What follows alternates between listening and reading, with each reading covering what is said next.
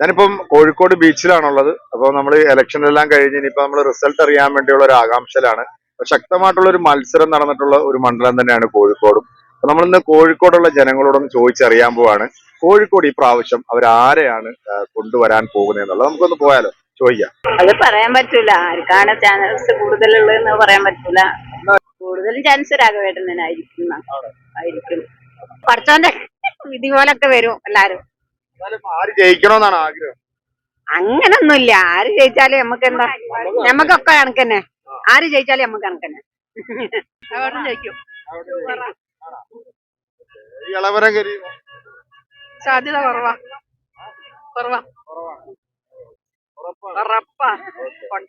കേരളത്തിൽ മൊത്തം UDF എടുക്കുമോ? UDF എടുക്കും.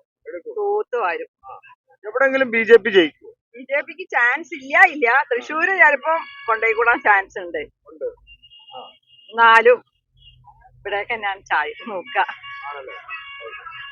അത്രയും ബുദ്ധിമുട്ട് ജനങ്ങളെ ബുദ്ധിച്ച ഭരണമാണ്. അപ്പൊ അതുകൊണ്ട് ജനങ്ങൾക്ക് ബുദ്ധി വെച്ചിട്ടുണ്ടാവും തന്നെയാണ് വിചാരിക്കുന്നത്. ഇത് ഭരണവും കൊണ്ട് പൊറുതി മുട്ടിക്ക. അപ്പൊ പിന്നെ ഇവരെന്നെ ഒന്ന് കേറിയിട്ട് ഒന്നൊക്കെ ശരിയാക്കണം. അതന്നെ ആഗ്രഹവും. സപ്പോർട്ട് ചെയ്തിട്ടാ. കട്ട ലീഗ.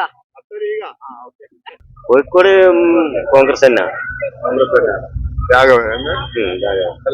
എങ്ങനെയാണ് പുള്ളി?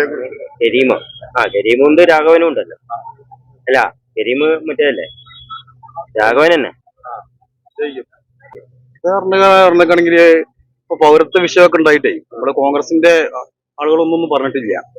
അപ്പൊ പറഞ്ഞത് ഒക്കെ ഇടതുപക്ഷമാണ്. അതുകൊണ്ട് മുസ്ലിം വോട്ടുകളൊക്കെ ഏകദേശം ഒക്കെ ഇടതുപക്ഷം കിട്ടും. UDF കിട്ടത്തില്ല എന്നല്ല പറഞ്ഞത്, കൂടുതലായിട്ട് കിട്ടിയ LDF. കേരളത്തിൽ എത്ര സീറ്റ് പിടിക്കുമെന്ന് പറയാം? കേരളത്തിൽ ഒരു 14 സീറ്റ് 15 സീറ്റ് എന്തായാലും LDF ഉണ്ട്.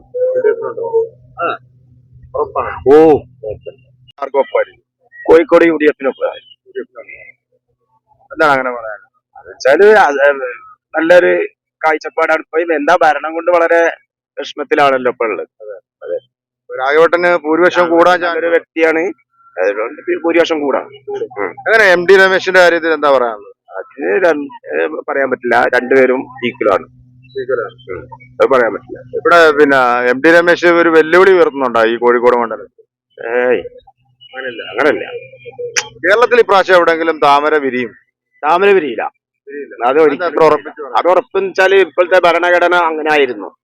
കേന്ദ്രത്തിന്റെ വളരെ പിന്നോക്ക ആദ്യം അവരെ ഇൻസൾട്ട് ചെയ്തുകൊണ്ടാണ്. അതുകൊണ്ട് ഉണ്ടാവില്ല. ഉറപ്പായിട്ട് ഇന്ത്യ മുന്നണി സഖ്യം വരും. അത് വരും. ഇന്ത്യ ആരായിരിക്കും പ്രധാനമന്ത്രി? പ്രധാനമന്ത്രി രാഹുൽ തന്നെ. രാഹുലിനെ പറ്റത്തില്ല, പോരാന്നില്ല. അത് ഓരോ വ്യക്തികൾ ഓരോ രാഷ്ട്രീയപരമായിട്ട് പറയുന്നതാണ്, അല്ലാതെ വേറെ ഒന്നുമില്ല. രാഹുൽ വന്നാൽ ഇന്ത്യ നന്നാവും.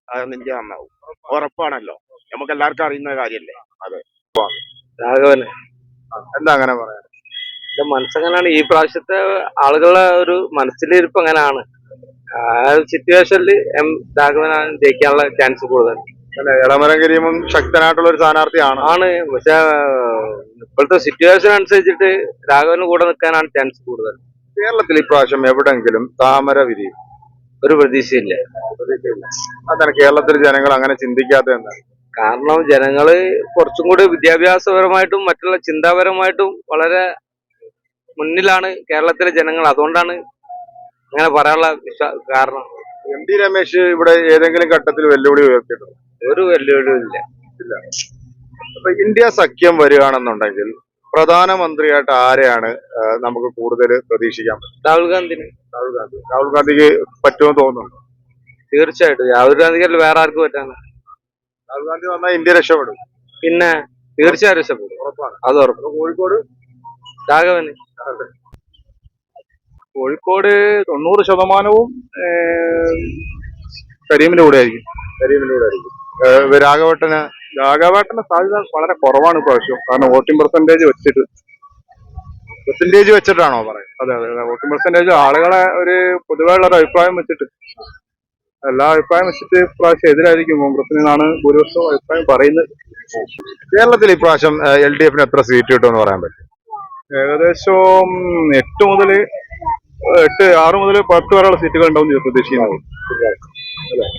ഇന്ത്യ സഖ്യം വരികയാണെന്നുണ്ടെങ്കിൽ പ്രധാനമന്ത്രിയായിട്ട് ആരായിരിക്കും പ്രധാനമന്ത്രിയായിട്ട് രാഹുൽ ഗാന്ധി വളരെ പ്രയാസമായിരിക്കും തോന്നുന്നുണ്ട്. എന്നൊരു കോൺഗ്രസിനെ നയിക്കാൻ പറ്റിയ ഒരാളെന്നുള്ള നിലയ്ക്ക് ഇപ്പൊ അത് കഴിയും തോന്നുന്നില്ല രാഹുൽ ഗാന്ധിക്ക്. കോഴിക്കോട് മറ്റേ ഇവിടെ MK രാഘവനായി കൂടുതൽ ചാൻസ്. മറ്റേ വടകര ഷാഫി പറമ്പിൽ രണ്ട് മണ്ഡലവും UDF നിലനിർത്തും. നിലനിർത്തും. ഈ രമേശ് കഴിഞ്ഞ പ്രാവശ്യം ഇവിടെ 1,00,000 ചില്ലാനും വോട്ടുകൾ പിടിച്ചിട്ടുണ്ട്. കുറച്ചും കൂടി വോട്ട് പിടിക്കുന്നതാണ് തോന്നുന്നത്.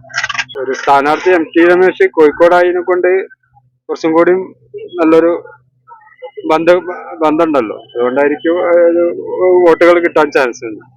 ഏകദേശം ഒരു അത്ര ഭൂരിപക്ഷം ഉണ്ടാവും പ്രതീക്ഷിക്കില്ല. ഒരു 50,000-ന്റെ ഒരു കഴിഞ്ഞ പ്രാവശ്യം 85,000 വോട്ടിന്റെ ഭൂരിപക്ഷത്തുണ്ടായിരുന്നു. പ്രാവശ്യം ഒരു 50 ആ റേഞ്ചിലൊക്കെ വരാൻ ചാൻസ് ഉണ്ട്. താമര ഞാൻ ചാൻസ് പറയാം. തൃശ്ശൂർ അവര് കട്ടയ്ക്ക് പറയുന്നുണ്ട് അവര് ജയിച്ചിരിക്കുമോ. തൃശ്ശൂർ സുരേഷ് ഗോപി ചെറിയൊരു ചാൻസ് ഉണ്ട്. മുരളിയും സുരേഷ് ഗോപിയായിട്ട് നല്ലൊരു ഫൈറ്റാണ് നടക്കുന്നത്. ഇതുവരെ നല്ല ഭരണമൊക്കെ നല്ല ഭരണ സംവിധാനമൊക്കെ ഉഷാർ തന്നെയാണ്. പിന്നെ എന്ന് പറഞ്ഞാൽ ഇപ്പൊ ഇലക്ഷൻ ആകുമ്പോൾ എന്തായാലും ജനങ്ങൾക്ക് ഉണ്ടാവില്ലോ ഒരു എസ്പെഷ്യലായിട്ട് നിൽക്കുന്ന ആൾക്കാർ അങ്ങോട്ടും ഇങ്ങോട്ടും മാറാനുള്ള സാധ്യത ഉണ്ട്. അപ്പൊ അതിപ്പോ എന്തായാലും ഇപ്പൊ 4-ാം തീയതി അറിയാം എന്തായാലും. ആർക്കായിരിക്കും കോഴിക്കോട് ഇപ്രാവശ്യം വിധി എഴുതുന്നതെന്ന് പറയാൻ പറ്റും. UDF ആയിരിക്കും സാധ്യത. UDF-നാണ് സാധ്യത. ഇതുവരെ ഉള്ളതിലൊക്കെ UDF-നാണ് എല്ലാവരും പറഞ്ഞിട്ട്. ശരിയാണെങ്കിൽ പറഞ്ഞ മാതിരി തൃശ്ശൂരും ഉണ്ടെങ്കിൽ തിരുവനന്തപുരം ഉള്ളൂ സാധ്യത ഇത് കാണുന്നത്. കേരളത്തിലെ ജനങ്ങള് കൊടുക്കുമെന്ന് തോന്നുന്നു. കേരളത്തില് എന്ന് വെച്ചാല് 5 വർഷമായിട്ട് മൂപ്പരൊക്കെ മെനക്കേടുണ്ടല്ലോ കുറെ സ്ഥലത്തൊക്കെ ആയിട്ട് പോയിട്ട്. അപ്പൊ അങ്ങനെ ഒരു ഇതായിട്ടാണ് കാണുന്നത്. അത് ഈ പ്രാവശ്യം ഒരിക്കലും പറയാൻ പറ്റില്ല. കാരണം പോലീസ് ശതമാനമൊക്കെ ഇപ്പൊ കുറവല്ലേ കോഴിക്കോട് കഴിഞ്ഞതിനെ അപേക്ഷിച്ചിടത്തോളം. എങ്കിലും സാധ്യതകള് MK രാഘവൻ തന്നെയാണുള്ളത്. കഴിഞ്ഞ പ്രാവശ്യം ഇപ്രാവശ്യം എളമരഗിരിയും ആയതുകൊണ്ട് ഭൂരിപക്ഷം കുറയാൻ സാധ്യതയുണ്ട്. കഴിഞ്ഞ പ്രാവശ്യം കിട്ടിയ വോട്ട് അതിൽ നിന്ന് ഒരുപാട് മാറ്റങ്ങൾ എന്തായാലും ഉണ്ടാവും. ഇപ്പൊ രണ്ടിന്റെ ആളുകൾ എന്ന് പറയുന്നത് നമ്മളെ സുരേന്ദ്രനെ പോലുള്ള ആളുകളാണ്. അദ്ദേഹം ആണെങ്കിൽ ഈ മണ്ഡലത്തിൽ മത്സരിച്ചിട്ടുമില്ല. അങ്ങനെ MT രമേശ് അദ്ദേഹം അങ്ങനെ വെല്ലുവിളിക്കുന്ന ഒരു വ്യക്തിയൊന്നല്ല. സുരേന്ദ്രൻ മത്സരിച്ച എന്തെങ്കിലും മാറ്റം വരുമോ ഇവിടെ? സുരേന്ദ്രൻ മത്സരിച്ചാൽ സ്വന്തം വീട്ടിൽ നിന്ന് ഒരു വോട്ട് കിട്ടുമെന്ന് സംശയമാണ്. കാരണം അദ്ദേഹത്തിന്റെ സമീപനങ്ങളും അദ്ദേഹത്തിന്റെ സംസാരങ്ങളൊക്കെ ഒരു പൊതുസമൂഹത്തിന് അംഗീകരിക്കാൻ പറ്റാത്ത രൂപത്തിലുള്ള സംസാരങ്ങളാണ് ഉണ്ടാവുന്നത്. എന്നാലും എത്ര എളമരഗിരിയും വിജയിക്കും.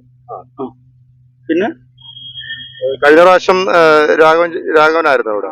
രാഘവനും 3 പ്രാവശ്യം അടുപ്പിച്ച് ഇവിടെ എന്തായിക്ക് മണ്ഡലത്തിലെ വികസനമൊന്നും കൊണ്ടുവന്നിട്ടില്ല.